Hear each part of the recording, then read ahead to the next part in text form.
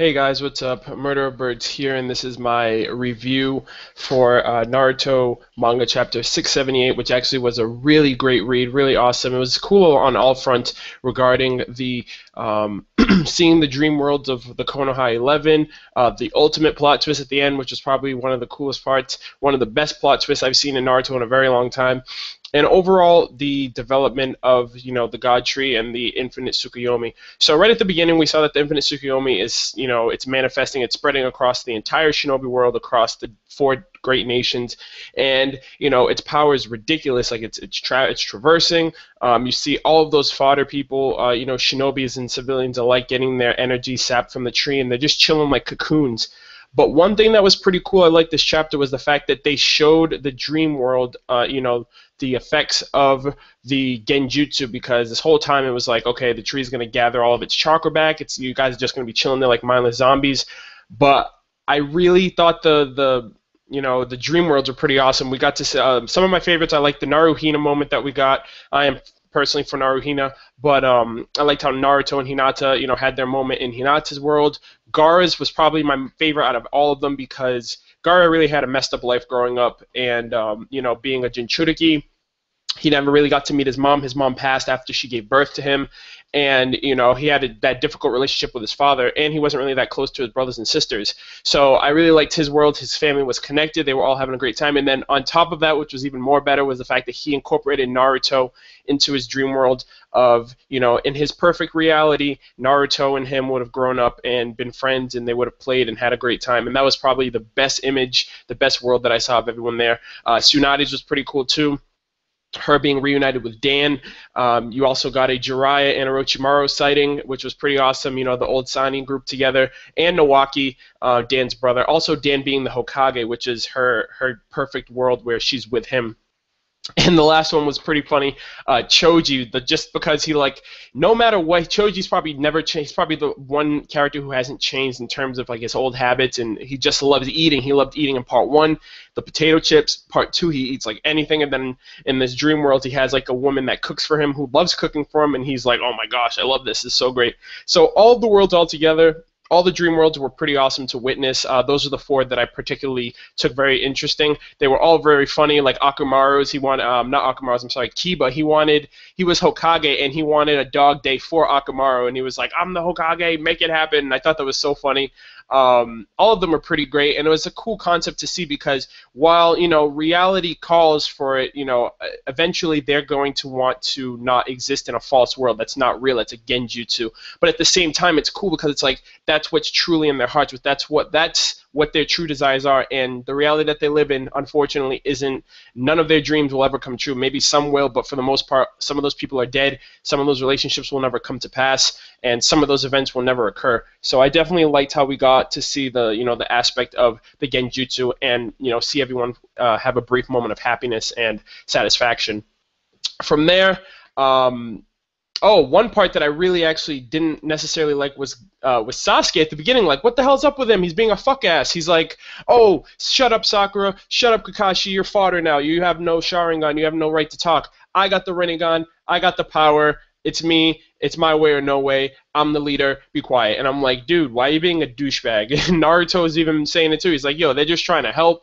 We understand you have the power, but he's really being arrogant. Like, I understand, he's in the position. He's the one that's protecting them with Susanoo, but I figured he's doing that because if not, they're all dead. Sasuke can't do everything by himself. He has Naruto there. Obviously, Sakura could be there for reassurance. She went up against Madara. She has the mitotic regeneration. She can be of some asset, of some use. Kakashi, not so much. He doesn't have the Sharingan. He doesn't have Kamui. He can't use his Chidori effectively unless he's perfected over the years. I don't know. But he was just being a fuck ass, and I was like, dude, chill out. Like, I understand you're power hungry right now. You have the Rinnegan. You think you can do everything. You're trying to go Rinnegan. You're trying to take out the Moon's Eye deal, but take a breather, take a chill pill.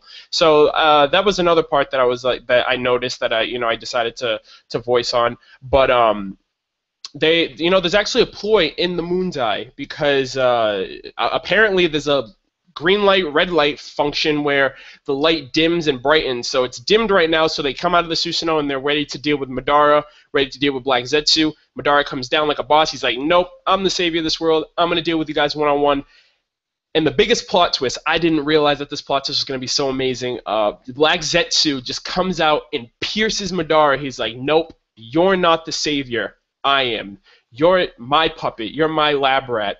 And and the whole time I'm like, wait, Black Zetsu? He's the ultimate like mastermind behind everything. And I was thinking back. I'm like, he's a manifestation of Madara's will. So why would he be doing this? And then I thought maybe Obito is controlling him. And then I'm thinking more along the lines, I'm like, wait a minute, this whole thing, you know, a lot of speculation and such, influences and all that matter. And I thought Kaguya. Kaguya has to have something to do with it. The Moon's Eye plan's active. Madara's power hungry just like she was. And it turns out that Kaguya is the manifestation of Black Zetsu. So what I'm wondering now, which was an amazing plot twist, because now we get Kaguya. Kaguya is about to make an appearance. She pierces Madara, and she's like, it's my turn. And at the end, it was like violent betrayal. So pretty much Madara got betrayed by his own, you know, creation. But something that didn't ring very well with me was the fact of how did Kaguya come to be? You know, when Madara first created Black Zetsu, that was when Obito was still a kid. Madara was still alive, so that would in turn mean that he still had Indra's chakra within him, which means Kaguya can't be a reincarnation of Madara because Madara was still alive when he created Black Zetsu, and during that time he was still alive, which means he still has Indra's reincarnation. Now from there, I don't necessarily know because he didn't die until he met Obito. Like it's crazy because then if that's the case, Kaguya must have the ability or the passive ability to transmigrate, kind of like Hagoromo does, kind of how like Ashura and Indra do over the generations to, you know, find new hosts. So maybe she found a host in Black Zetsu, and then she started slipping the poison into Madara's ear around the time of Izuna's death, or maybe towards, you know, his older years, because by the time he met Obito, he was already fixated on that. I'm going to create this perfect world. I'm going to create the infinite Tsukuyomi. So when it comes to that, I don't know. That's still up in the air for me. I don't really know the details of how that works. But all I know is that Madara got owned so much. He was a pawn in all of this, which is ridiculous because when you think about it, Madara's mindset wasn't his own. It was Kaguya's. So Kaguya instilled her mindset onto Madara. Madara instilled his mindset onto Obito, and then Obito instilled his mindset onto like the Akatsuki and all that stuff. And it's crazy because this whole time everyone's been saying how, oh, Madara has the ultimate mind, and you know, Obito was a lab rat, Obito was his pawn, Obito was weak-minded, he didn't have what it took to, you know, achieve his own goals and not listen to someone like Madara. But then now you have to apply it. It automatically has to be applied to Madara because Madara is in that same situation. He thought he had the master plan. He thought he was in control. He thought, you know, everything was an influence of himself, when in turn it was Kaguya who's been the bane of this entire, you know, this entire shinobi world conflict. And you can honestly say Kaguya is the reason for everything, because when it comes down to it, it's not Madara who influenced Obito. It was because of Kaguya who influenced Madara, who influenced Obito, who influenced the Akatsuki, and so on and so forth. So I really think, you know, this whole plot twist of Kaguya being the Black Zetsu manifestation is really great for a lot of discussions. You can, you know, you can expand on the entire timeline, and, you know, a lot of different instances and things that came about can be a result of this. But very good chapter, one of the best I've read in a very long time in terms of like a plot twist, in terms of the content that we got. I loved the dream worlds. I think that stuff was, I think that was the coolest part of the chapter.